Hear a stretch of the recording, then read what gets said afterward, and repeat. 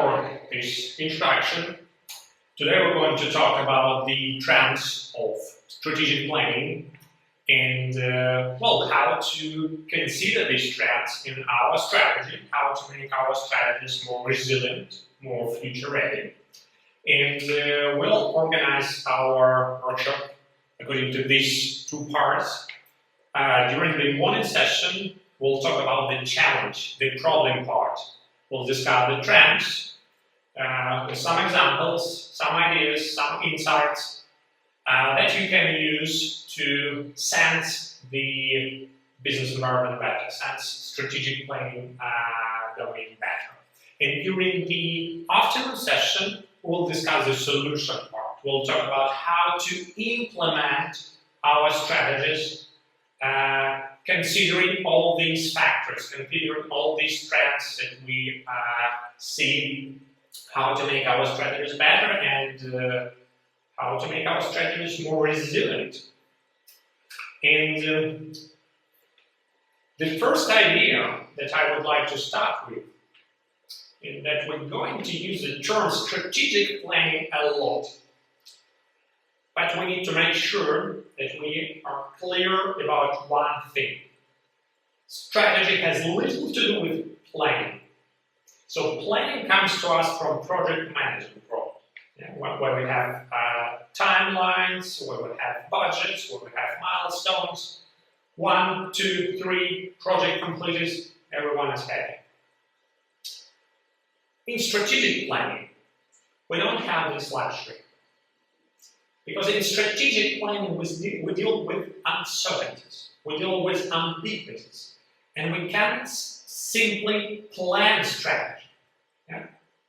If you want a better definition of what strategy or making strategy happen is about, then we can say that strategy is about validating hypotheses in practice. So it's not strategic planning, it's better to call it strategic experimenting. But we cannot use this term, because for the strategic planning term, we have a shared understanding. Even if the term is not the perfect itself, there is a shared understanding of what it stands for. But remember that strategy is not about planning. It's not about compiling a plan. It's about coming up with some hypotheses and validating them in practice. So let's talk about the trends.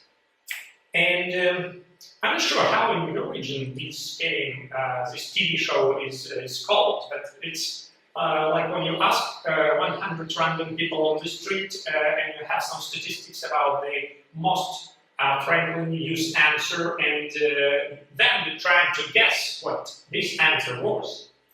And let's play this game right now, not for all trends, but just for the first trend.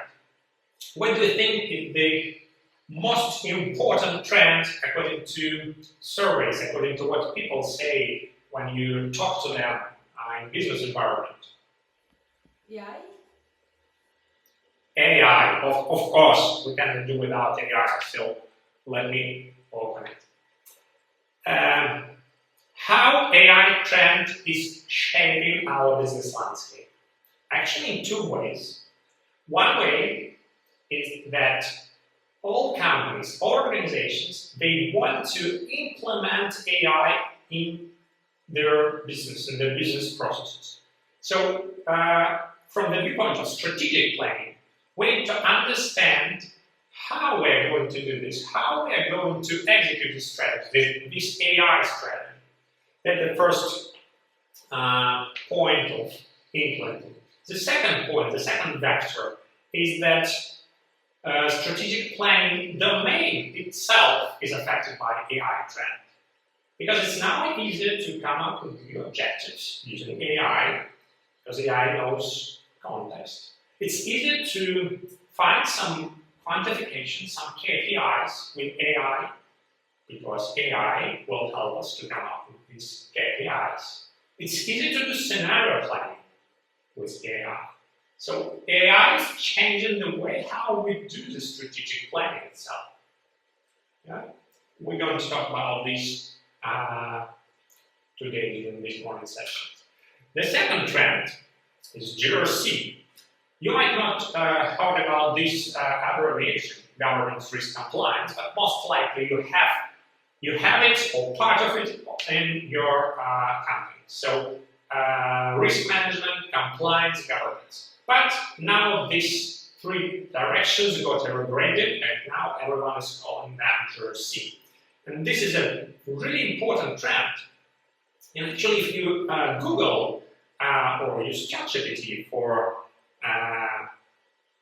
analyzing what conferences are there, you will find few conferences on strategic planning, but you will find a lot of conferences of GRC. Why? Well, because that's how the all the new trends, all the new regulations, all the new challenges are projected on the companies. They don't see the problem of strategic planning, but they see the problem of risk management, the problem of governance, the problem of compliance. Again, we'll talk more about this. So, trend is climate change. Probably my viewpoint on this is a little bit biased, because in Spain we had, I think, like 2 or 3 important climate change events related to extreme weather, and companies start asking a logical question: how can we be prepared for that, for these events, for extreme weather events, and in general for climate change? And I'm not just talking about business continuity, I'm talking about disaster recovery as well. Yeah? So that's something that is on the minds of the people, and as far as I feel it, it happens in all regions as well. So it's not just Spain, it's all regions. And the question is how to implement this into our strategies, because we'll need to understand what controls we need to use and how to combine them. Cybersecurity threat. You know, I was talking on one of the software conferences back in 2023, and there were just 2 talks related to cybersecurity. And later, 2024, 2025, there were about, like, I think, 30% of the talks that touched in some way the cybersecurity theme. Why it happens? Well, because if some cybersecurity event occurs, if you go to airport and you see blue screen, instead of seeing flights, departure time, arrival time, you see blue screen, and you start asking questions. And all your stakeholders start asking questions.